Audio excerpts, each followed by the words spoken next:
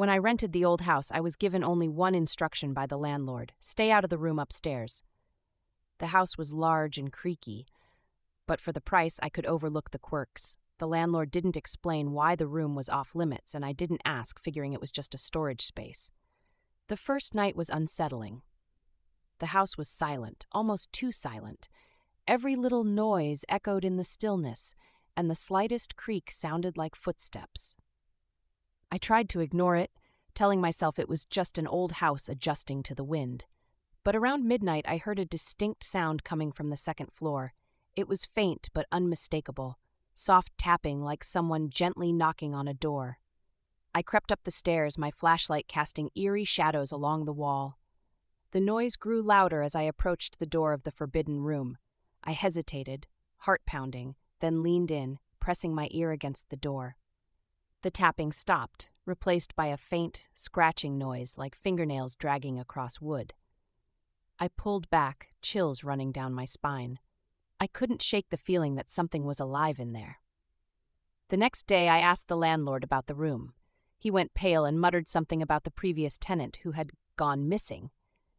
He told me again, firmly, to stay out of the room, saying it was for my safety. I was about to argue when I noticed something strange. A deep scar running across the back of his hand, raw and red. I left it alone, but the thought of that room haunted me for the rest of the day. That night, the tapping returned, louder than before, and this time it was accompanied by a faint whisper, barely audible through the thick wood. "Let me out." I backed away, but curiosity gnawed at me. What was in that room, and why did it sound so human? The whispers continued each night, growing more desperate. "Please let me out," it begged, the voice scratchy and hollow, like someone who hadn't spoken in years. I couldn't take it anymore. I grabbed a crowbar, determined to see what lay behind the door. The wood creaked and groaned as I forced it open, and a cold, putrid stench filled the air. I gagged, covering my nose as I stepped inside. The room was dark, the only light coming from my flashlight. The walls were covered in strange symbols, crudely painted in what looked like dried blood. Chains hung from the ceiling, rusted and stained, and on the floor lay a worn mattress, covered in dark, unidentifiable stains. But the worst part was the mirror, tall, cracked, and smeared with something dark. As I shone my flashlight on the mirror, I saw something that made my blood run cold. Reflected in the glass was a figure, pale and emaciated, with hollow eyes and claw-like hands pressed against the surface, as if trapped inside. It stared back at me, its mouth twisting into a painful grin as it whispered, "Thank you for letting me out." Before I could react, the figure stepped through the mirror, its hand reaching out and touching my shoulder. Its grip was icy, burning through my clothes and searing my skin. I screamed, stumbling backward as it emerged fully from the glass, towering over me, its eyes hungry and full of malice. The room seemed to pulse with its energy, the walls vibrating with each breath it took. I tried to run, but the door slammed shut behind me. The creature leaned in close, its breath rancid and warm against my face, as it whispered, "Now it's your turn to stay inside." Before I could understand what it meant, the room spun, the walls closing in, and everything went dark. When I woke up, I was no longer in the same room.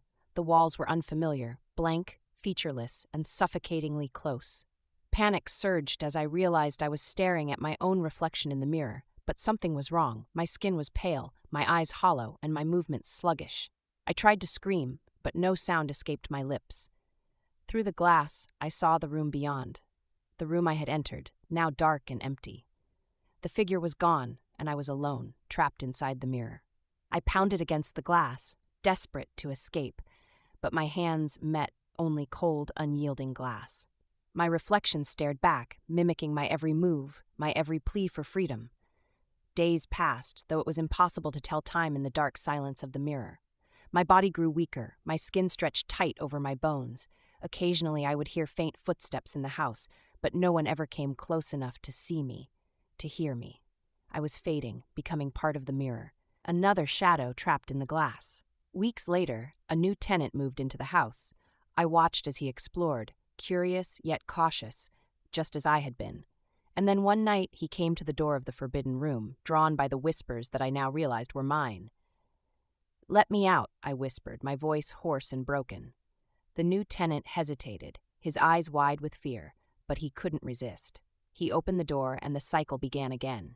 As he stepped into the room, I felt the cold rush of freedom as my spirit was pulled from the mirror, taking on flesh once more. And behind me I left him, another lost soul, staring back from inside the glass, trapped for eternity, waiting for the next person who would dare to enter the silent room.